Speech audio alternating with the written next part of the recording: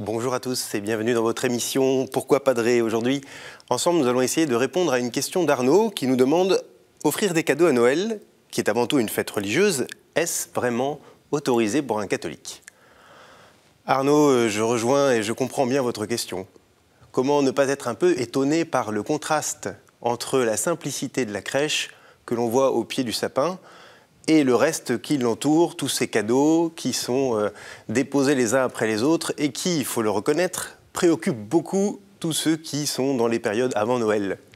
On a l'impression que finalement ça occupe tout l'espace, que Noël est devenu une fête complètement commerciale.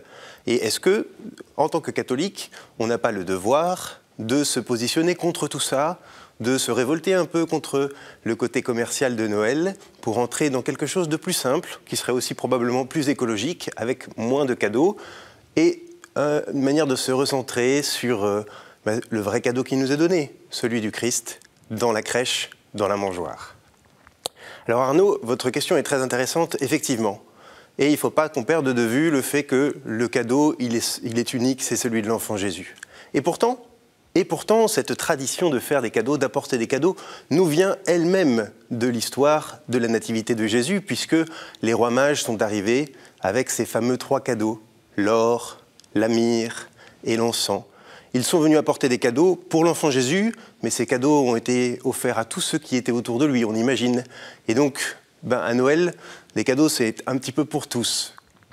Il y a aussi le fait que le cadeau, c'est un des langages de l'amour. Et que c'est la manière que nous avons de nous dire que nous nous aimons et que cette grande fête de la Nativité nous apporte énormément de joie. C'est probablement pour ça que la fête de Noël est peut-être la fête chrétienne la plus populaire au monde. Parce que, effectivement, il y a quelque chose de la joie qui se donne, qui se transmet. Alors on est content de pouvoir faire des cadeaux, on est content de pouvoir participer à cette magnifique offrande que le Seigneur nous fait en venant dans cette crèche, en nous faisant plonger dans le mystère de la Nativité. Donc je comprends effectivement que pour un chrétien, il est nécessaire de faire attention à la manière dont on prépare Noël.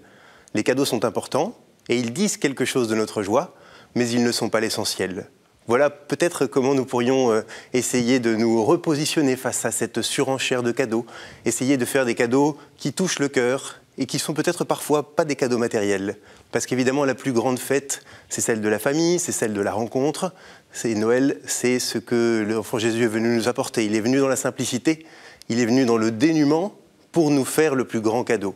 Nous y participons, à chacun d'entre nous, de se faire le vrai, le grand cadeau, qui est celui de l'amour que Dieu a voulu qu'on se donne entre nous.